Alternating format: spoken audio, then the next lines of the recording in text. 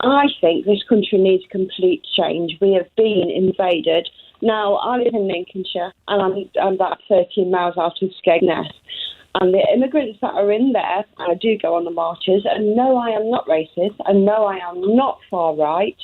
It's about England, and we've lost England. We, born and bred white British, has lost our own country, and it needs to stop. Welcome back to Britain Exposed, where we break down the biggest political moments, media clashes, and the narratives shaping modern Britain. Today, we've got a conversation that perfectly captures the immigration debate currently tearing through the country. An LBC caller makes a dramatic claim that born and bred white British people have lost England because of what she describes as an invasion of migrants.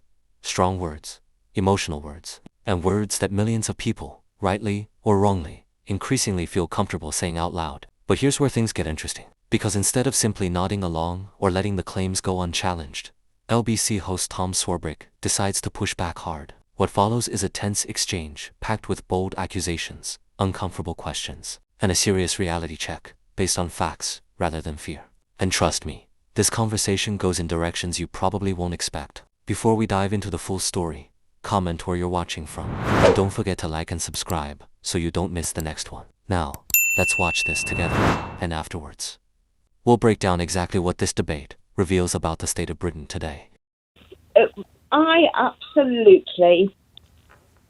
I think this country needs complete change. We have been invaded. Now, I live in Lincolnshire, and I'm about 13 miles out of Skegness. And the immigrants that are in there, and I do go on the marches, and no, I am not racist, and no, I am not far right. It's about England, and we've lost England. We, born and bred white British, has lost our own country, and it needs to stop. It needs to stop now, or we're going to have a load of trouble like Ireland. I know that because I don't talk to those sort of people, and I certainly don't want trouble. That's not what I'm about. But it needs to stop. And both governments, both Labour and Conservative, need out. We need a working man in charge, not somebody who's come from Eton and literally. Neither of them, to be fair, neither of Sunak or Starmer has come from Eton. But I take the point. They were, Sunak was expensively educated. You make the point, Helen, that we have lost the country. And you talk specifically about England, which is interesting because I wonder if that assessment is shared in Wales, Scotland and Northern Ireland too. But who have we lost the country to? Immigrants. All immigrants? Not all immigrants. Right, Some of them are lovely. I've worked with them in the past. So which immigrants? And they're absolutely lovely. I'm sure they thought the same. About young men. Which immigrants? Hang on a sec, Helen. Which immigrants have we lost the country to? Well, I'm not being funny, but we are actually run unvoted by one. Let's face it. He's not. He was from born this country. here. Helen, he was born here. Was his whole family born here? Does it matter? Well, not really, no. Right, okay, so let's pretend. Honest, no, let's all try and pretend that you didn't just say that. Oh, my God, we're run by someone who's not born in this country. He is born in this country, and it doesn't matter whether he was or not. So let's pretend, let's just overlook that for a second if we're being really generous. And you tell me which immigrants have taken over the country sufficient for you to think we have lost England. Right. Wales, for start, at Llanelli. Is it Llanelli? They are fighting so much so one hotel doesn't take in 200, 300, 400 immigrants. They are scattered around this country like a little army. I have been there. They laugh at us from their windows. Everything's being paid for by the taxpayer. And yet they have come in illegally. You're trying to tell me that the ones in Skegness that are all young men, not old men, not women, not children, why are they here? If their country's at war, they should be at war. If our country was at war, there'd be no escape. We'll take the children to the country and there'll be no escape for us. Okay, so you would rather... Okay, well, Helen, you can't get them to do things that they don't want to do. So the people who are taking over the country to the point where we have lost England are the people who have arrived here by boats. Yeah, but why have they? Why have they? You tell me why. Some of them have come from Egypt. You tell me why. Some of them are claiming asylum. From what? Well, from persecution, torture, the reasons why people claim asylum. Right, okay. And what percentage of people who arrive here by boat are successful in their asylum application? I've actually no idea. It's 70%. So they are allowed to claim asylum. They have claimed asylum and have been successful in claiming it. So even the illegal ones that have come on the boat? They have come here to claim asylum, and they have claimed asylum legally and been granted it, 70%. So of the people who have arrived here by boat, we're now talking, I suspect, about the 30% of those people who haven't had a decision made yet, or have failed in their asylum claim, yeah? Right. Can you answer me this then? Why have they come through 5 or more different safe countries to get here? It's a very good question. And you can't answer that. Well, I can answer it by telling you what they say. Part of the reason they say that they come here is because they can speak the language, because they have family here, because they have they believe themselves to have a legal right to be able to claim asylum in this country.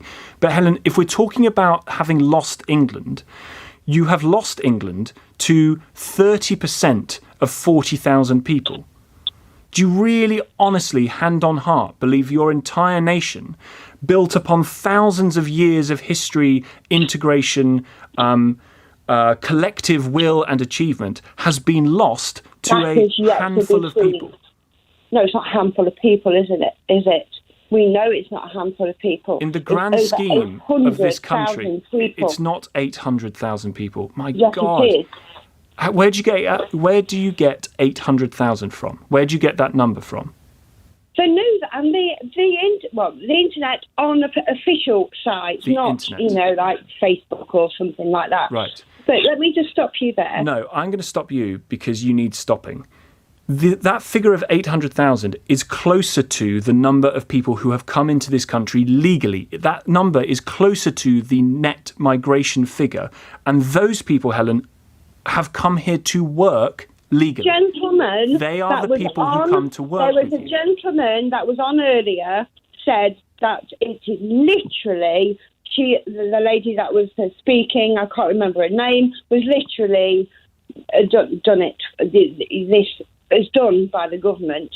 So you always cause a divide between the people. Well, the people are actually standing up to this. Standing up to what? You don't know what you're standing up to, madam. You think that you're standing up to 800,000 people who have invaded the country by boat, when the reality is it is nowhere near that number, and the majority of those who have arrived have been given their asylum claim.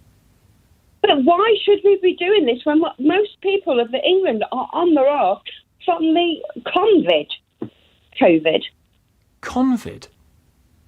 Convid. It was a con right from the start. Oh. The electric. No, you know the cap on the electric. Do you know when that was brought in? 2019, just before the COVID bullshit. The Convid. The Venn diagram of ranting, raving, nonsense idiots and Convid idiots. It's almost like a perfect circle, and we found her.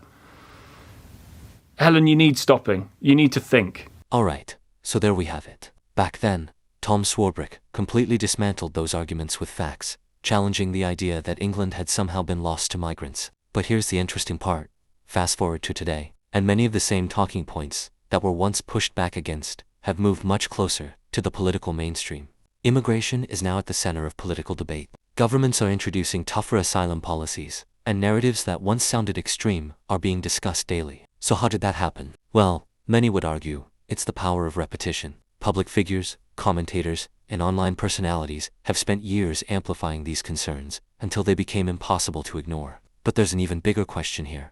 Who benefits most when societies become divided, angry, and politically polarized? Because once fear dominates the conversation, facts often take a back seat. Let me know your thoughts in the comments below. Has the debate changed because concerns were ignored for too long? Or has political rhetoric reshaped public opinion? Don't forget to like, subscribe, and turn on notifications for more videos like this. Thanks for watching.